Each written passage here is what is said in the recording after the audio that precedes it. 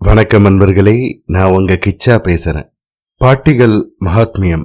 குடியானவ பாட்டி தகனக்கிரியைக்கு அருள் புரிஞ்ச மகாபெரியவா மேல அளவு கடந்த பக்தி அந்த குடியானவ பாட்டி அம்மாக்கு. இறந்து போயிடுறா. ஆனா பாவம், அவளுடைய கடைசி பயணத்துக்கு தகனக்கிரியைக்கு கூட தேவையான பணம் இல்லை. மகாபெரியவா உதவி பண்றார். ஒரு மிக சுவாரஸ்யமான சம்பவம். அந்த சம்பவம் பத்தினதுதான் இந்த பதிவு. அந்த சம்பவம் பத்தி மேலும் நம்ம தெரிஞ்சுக்கிறதுக்கு முன்னால நம்ம சேனலை இது வரைக்கும் சப்ஸ்கிரைப் பண்ணாதவங்க கண்டிப்பா பெல் ஐகான் கிளிக் பண்ணுங்க, சப்ஸ்கிரைப் பண்ணுங்க. ஒரு குடியானவ குடும்பம் மகாபெரியவாளிடம் பக்தி பூண்ட குடும்பம். ரொம்ப செல்வ செழிப்போட இருந்த நிலை போய் மிகுந்த ஏழ்மை நிலைக்கு தள்ளப்பட்டு விட்டது. அந்த குடும்பத்தில் மகாபெரியவா மேல் அளவு கடந்த பக்தி கொண்ட பாட்டி அம்மா இறந்து விட்டாள். ஆனால் பாவம், அவளுடைய கடைசி பயணத்துக்கும் தகனக்கிரியைக்கும் கூட தேவையான பணம் இல்லை.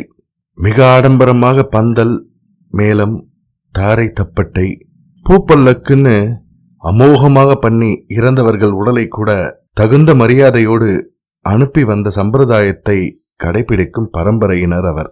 பிறரிடம் கடன் கேட்பது கௌரவ குறைவு. பாவம், என்ன செய்வதென்று தெரியாமல் தவித்துக் கொண்டிருந்தனர் குடும்பத்தினர். மகாபெரியவாளிடம் அபார பக்தியுடைய குடும்பமானதால் ஸ்ரீமடத்தை சேர்ந்த 2 பாராக்காரர்கள் இந்த விஷயத்தை பற்றி ரொம்ப வருத்தப்பட்டு பரஸ்பரம் பேசிக் கொண்டிருந்தார்கள்.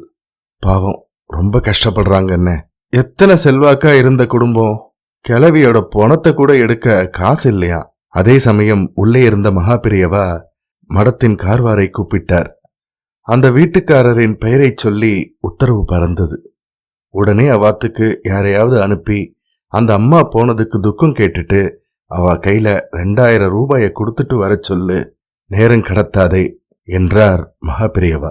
கார்வார் உடனே மகாபெரியவாளின் ஆக்ஞையை நிறைவேற்றினார்.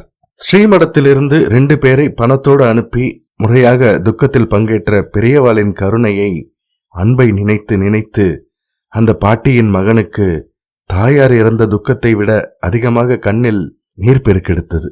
அந்த காலத்தில் 2000 ரூபாய் என்பது இப்போது 50,000 ரூபாய்க்கும் மேல் சமம். மகாபெரியவாளுக்கு பணமா முக்கியம்? பக்தர்கள் தானே முக்கியம். தன்னையே கதியாக கொண்ட பக்தர்களை கைவிடுவாரா என்ன? அதுவும் அயனான க்ஷணத்தில். அன்னை மறந்தாலும் அன்னைக்கும் மேலாக கருணை புரியும் ஆச்சாரியால் இருக்கும் போது என்ன கவலை?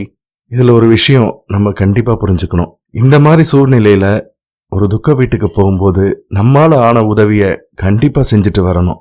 ஒரு சுப காரியங்களுக்கு போகும்போது எப்படி அள்ளி கொடுக்கிறோமோ அதே மாதிரி துக்கத்துல இருக்கிறவாளுக்கும் அள்ளி கொடுத்து உதவி செய்யணும். ஜெய ஜெய சங்கர ஹர ஹர சங்கர. இந்த பதிவு உங்களுக்கு பிடிச்சிருந்தா லைக் பண்ணுங்க, ஷேர் பண்ணுங்க, கமெண்ட் பண்ணுங்க. மறக்காம பெல் ஐகான் கிளிக் பண்ணுங்க, சப்ஸ்கிரைப் பண்ணுங்க. நன்றி அன்பர்களே.